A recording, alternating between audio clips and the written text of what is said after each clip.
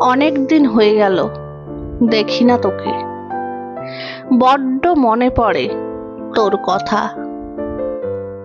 তুই কি এখনো ভাবিস আমায়, নাকি স্মৃতির কোনো কোণে জমে থাকা ধুলোর মতো থেকে গেছি তোর জীবনে? আচ্ছা, আমার মতো কেউ ভালোবাসে তোকে, আদর করে কেউ তোর ওই মন খারাপের দিনে?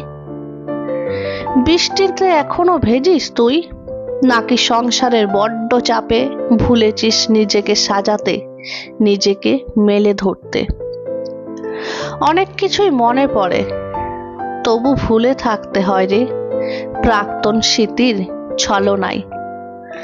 তবু তুই থেকেই যাস, গল্প, কবিতা বা কোনো নামজাদা লেখকের মায়াবী উপন্যাসে। যখন বৃষ্টি পড়ে তোর কথা ভাবি, আবার যখন সূর্যের প্রথম আভা মুছে দেয় শ্রাবণের বিন্দু, তখনও তোর কথাই ভাবি। হয়তো জীবনের সাথে জীবনের এ এক দারুণ মজার ছলনা। বড্ড মিল খুঁজে পাই নিজের সঙ্গে। শ্রাবণের বৃষ্টি যেমন নগণ্য দলিতদের ভিজিয়ে দিয়ে যায়, আবার সকালের আভাই কেড়ে নেয় সঞ্চিত প্রাণ। তুইও হয়তো এসেছিলি মুক্ত খোলা আকাশ হয়ে। আমি ভীষণ বোকা, ভাসিয়েছিলাম গা বড্ড বেপরোয়া, কোনো কিছুর তোয়াক্কা না করেই। তুই কেমন আছিস?